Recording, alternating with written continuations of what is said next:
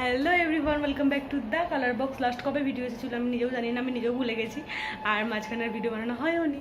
তো সেই লাস্ট আমি আমার গাছগুলোর ভিডিও বানিয়েছিলাম, সেটা আলোটা কমে গেল। সেই লাস্ট ভিডিও বানিয়েছিলাম সেটা হচ্ছে লাস্ট অনেক দিন আগে, মানে আমার গাছগুলোর একটা ভিডিও বানিয়েছিলাম শীতকালের দিকে। আর সেই শীতকালের গাছগুলোর মধ্যে তো অনেক গাছ মরেও গেছে, কারণ শীতকালের গাছগুলো তো সারা বছর অনেক গাছ বাঁচে না। আর আমার তো ছাদে যা গরম পড়েছিল বাবারে, আমি তো মানে দুটো গোলাপ গাছ আমার শেষ হয়ে গেছে, আর বাদ বাকি শীতকালের গাছগুলো কত তো বাদই দিলাম। তো এখন তারপরে আমি অনেক গাছ কিনেছিলাম, সেগুলোর কোনো ভিডিও বানিয়ে রাখা হয়নি, তাই ভাবলাম আজকে সেই ভিডিওটা বানানো যাক ফাইনালি। তো চলো, আমার কাছে এখন প্রচুর গাছ আছে, প্রচুর। তো সেগুলোই শেয়ার করি আর দেখতে থাকো। তো ফার্স্টেই এটা হচ্ছে কিনা যে বাইরে এই কাগজ ফুলের গাছটা মানে বোগেনভেলিয়াটা আমি কিনেছিলাম শীতকালে কিনেছিলাম। এটা এতদিনে ছাদ ছুঁয়ে ফেলার কথা আসলে, কিন্তু এটা ছাদ ছোঁয়নি, কারণ মাঝখানে একে আমি ছাটন করে দিয়েছিলাম। তো এ আবার বাড়তে আরম্ভ করেছে, যাই হোক এখন ফুলও দিচ্ছে সুন্দর। এটা একটা, আর এর সাথে একটা আরও কিনেছিলাম, ওটা দেখাচ্ছি। আর এখানে তো ওই 6টায় রয়েছে গোলাপি আর হলুদ আর গোলাপি দুটো কালার রয়েছে। আর এটা হচ্ছে তোমার ব্লিডিং হার্ট, আমি ছবিটা পাশে দিয়ে দেবো ব্লিডিং হার্টের, ওর ফুলটা যখন ফুটেছিল। তো গাছটা না খুব আতুষি, এই ডালগুলো ছাড়তে হবে, এগুলো আমি ছেটে দেবো, শুকনো হয়ে গেছে উপরের ফুল হয়েছিল যেগুলোতে, ওগুলো আর কি হয়ে গেছে। আর এই পাশে হচ্ছে এই দোপাটি গাছটা এখানে একাই হয়েছে, মানে এটা আর একটা বোগেনভেলিয়ার টব। এইটা মানে এটা একটা একদম লাইট পিঙ্ক কালারের হয়। আর এর ওখানে যে দোপাটি ফুল গাছ দুটো রয়েছে, এটা হয়েছে একাই হয়ে গেছে, মানে ওই আগের বছর হয়েছিল, দানা ঠানা হয়তো পড়েছিল, সেই থেকে একাই দুটো হয়ে গেছে, আমি আর তুলিনি, আমি থাক একাই বেশ সুন্দর বেড়ে গেছে। আর এখানে এই থোকা অপরাজিতার গাছটা ছাদ ছুঁয়ে ফেলেছে, আর টুপটুপ করে ফুলও হচ্ছে, কিন্তু দানা একটাও দানা হয়নি। আমি ভেবেছিলাম হয়তো দানা হবে, আমি ফুল তুলিও না যার জন্য গাছেই থাকে, কিন্তু দানা আমি পাই না, মানে দানা হয়নি। আর এই আকন্দর গাছটা আমি কালকে রিপোর্ট করেছি, ছোট্ট একটা টবেতেই বাড়ছিল সুন্দর, অ্যালোভেরাটাও নতুন। আর এই গাছটা আমি ছোট্ট আকন্দ গাছটা ওখান থেকে এনেছিলাম, মা বাড়ি থেকে। আর এইটা একটা শীতকালে কিনেছিলাম, এটাও পিঙ্ক কালারেরই ফোটে, করবিটা থোকাই হয়। আর এটাও রিপোর্ট করে দিয়েছি, কারণ এটা যেটাতে ছিল সেটা থেকে আবার জল পাস হতো না। তো বড়টা তো আছে, আর তার সাথে এটাও আমার কাছে এখন অ্যাড হয়েছে। তো এইখানে নিচেতে এতগুলো রয়েছে, আর এবার উপরে যাওয়া যাক। তো তেরে রোদ্দুর, বাইরে তো তেরে রোদ্দুর, আমি উপরে গিয়ে ছাদে এখন গাছগুলো একটুখানি দেখাবো, কিন্তু বাইরে এত রোদ, পুরো পুড়িয়ে দিচ্ছে, জ্বালিয়ে পুড়িয়ে দিচ্ছে। তো যাচ্ছি ওপরে, দেখাচ্ছি। উপরে অনেক নতুন টব আছে যেগুলো আমি রেডি করেছি শীতকালের গাছের জন্য, সেগুলো এখানে রাখা রয়েছে, কারণ আমি অনেকগুলো গাছ অর্ডার দিয়েছিলাম, দেখাচ্ছি। এই ইনডোর প্লান্টসটা এখানেই আছে, আর এটাও এখানে আছে দুটো। আর এই টবের মধ্যে আমি মাটি রেডি করে রেখে দিয়েছি, আর এখানে দুখানা নতুন টব আছে, ওটাতে মাটি রেডি করা হয়নি, ওটা করব। আর এইগুলো শীতকালের গাছের জন্য, যে গাছগুলো আমি অর্ডার দিয়েছি সেগুলো আসলে সেগুলো এখানে আমি রিপোর্ট করব। তো এখন বাইরে যাওয়া যাক।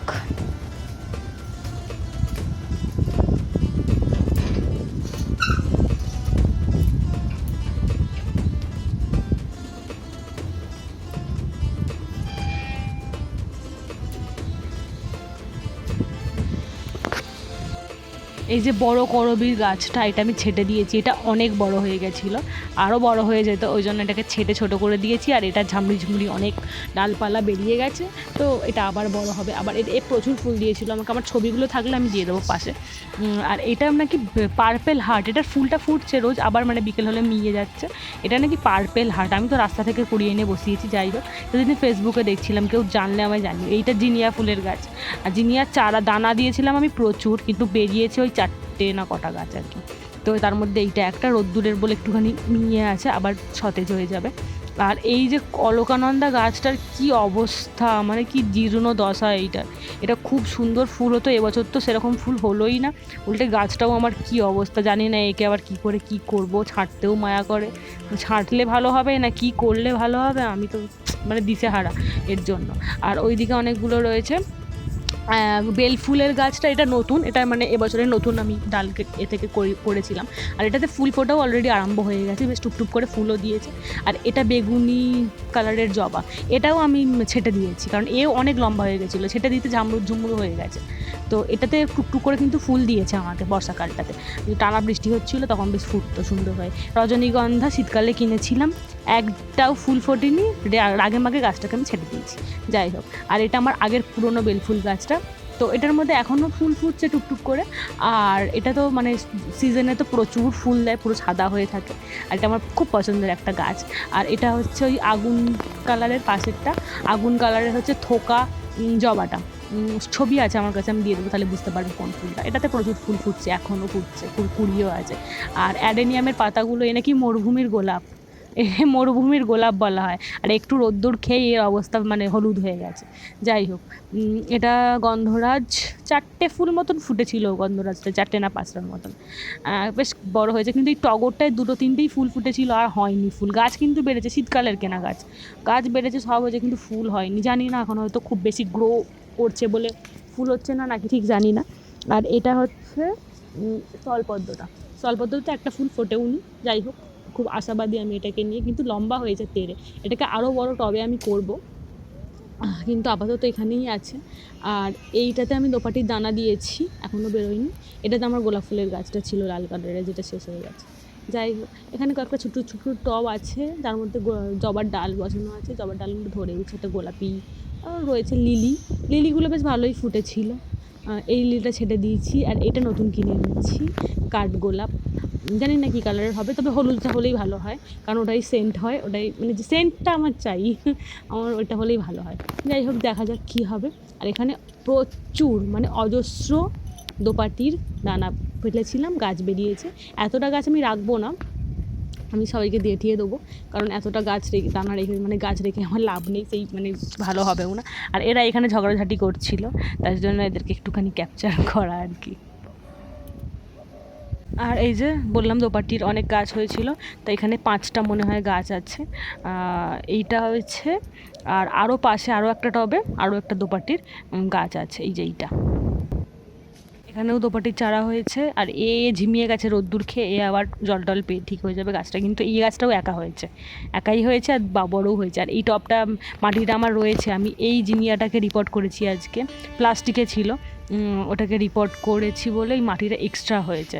তো এটাকে আমি মানে অন্য একটা টবেতে করে দেবো। আর এখানেও দোপাটির গোটা হয়েছে। আর এই জিনিয়াটা আরও বেশ ভালোই, জিনিয়াটাও হয়েছে। যাই হোক, যে হলুদ জবাটা আমার ভেতরে পিঙ্কিশ টাইপের হয়, আর ওপরটা হলুদ, এর ভেতরে আবার আমি হলুদ গাছ বসিয়েছি। যাই হোক, এবার ওই যে হলুদ জবাটার কিন্তু মানে গোড়ার মধ্যে না একটা কেমন খাঁচা টাইপের, কেমন একটা নেট টাইপের করা ছিল, তো তাই জন্য গাছটা না ভালো বাড়ছিল না। অনেক দিন হলে কিনেছি, বাড়ে না কেন গেল বছর গরমের গাছ, তা ওটাকে আমি খুলে ফেলে দিয়েছি এবারে ফাইনালি। তো আশা করি এবার গাছটা ভালো হবে। আর এই গাছটাকে বড় একটা টবে দিয়েছি, এটা প্রথম এই গাছটা আমি এই বাড়িতে নিয়ে এসেছিলাম, মানে প্রথম ছাদের গাছ এটাই, গোলাপি কালারের থোকা জবা হয়। আর এটা রিপোর্ট করে বড় জায়গায় দিয়েছি। আর এই যে গাছগুলো এখন অগোছালো হয়ে আছে, এদিক ওদিক হয়ে আছে, তার কারণ একটাই, রোদ্দুরের জন্য এখানটা যেহেতু আগে ছায়া পড়ে, এগুলো আমি গাঁদার আবার চারা করতে দিয়েছি, জানি না হবে কি না। তো ওই জন্য এই দিকটাতে বেশি গাছ রাখা রয়েছে, যেগুলো গরমের গাছ, গরম সহ্য করতে পারে, সেইগুলো মানে গরমের দিকে রাখা রয়েছে। আর এখন তো মেঘের ভেলা চারদিকে। যাই হোক, এই হচ্ছে কন্ডিশন। এত হাওয়া দিচ্ছে, ভীষণ হাওয়া দিচ্ছে। দুটো টব রাখা আছে নিচে, ওই টব দুটো এনে বরং মাটিটা পড়ে আছে, ওটাকে আমার কাছে তুলতেই হবে, ওটা বরং তুলে নিই। তারপর একটু পরে রোদটা কমলে তারপর গাছগুলোকে আমি ভালো করে জল দেবো।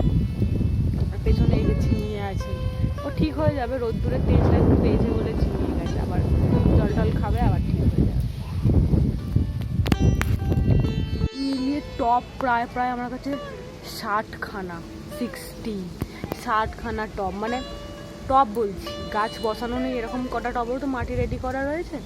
সব মিলিয়ে আজকে তো 4টে আনা হয়েছে, আজকে 4টে যদি বাদও দিই তাও 60খানার মতন টব হয়ে গেছে আমার। আর গাছ ওই 50খানার কাছাকাছি টবের মধ্যে গাছ রয়েছে।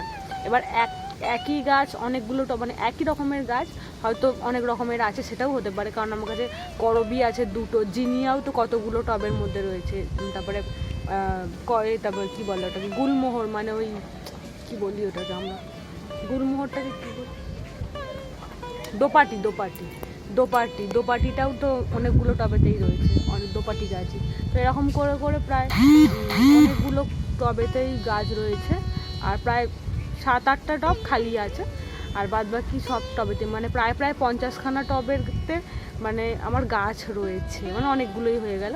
আর সামনের শীতে অনেকগুলো আরও বেড়ে যাবে, কারণ আমি প্রায় 41টার মতো 41 রকমের গাছের দানা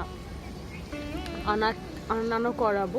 মানে আমি অর্ডার প্লেস করে দিয়েছি, হয়তো 6-7 তারিখের মধ্যে চলে আসবে। আর ওগুলো আমি ভাবছি একটু মানে কিছুদিন মাটি রেডি করে রেখে দিই, কিছুদিন পরে ওগুলোকে ভাবছি কিছুদিন পরে বসাবো। কারণ এখন কারণ এখন তো ইয়ের জন্য মানে রোদ্দুরের জন্য, প্রচুর রোদ্দুরের জন্য একটুখানি অসুবিধা হচ্ছে। বৃষ্টি হচ্ছে মাঝে মাঝে, তাও গাছগুলো হলুদ হয়ে যাচ্ছে। হয়তো শীতকালের গাছগুলো এখন বাঁচলো না, শেষে গিয়ে দেখবো বাঁচলো না, তখন খারাপ লাগবে। তাই জন্য একটু মানে ভাদ্র মাসটা একটু কেটে যাক, তারপর ওগুলোকে ঠিক বসিয়ে দেবো, অসুবিধা নেই। দেখে এবার টবগুলো এখন রেডি করে নিই।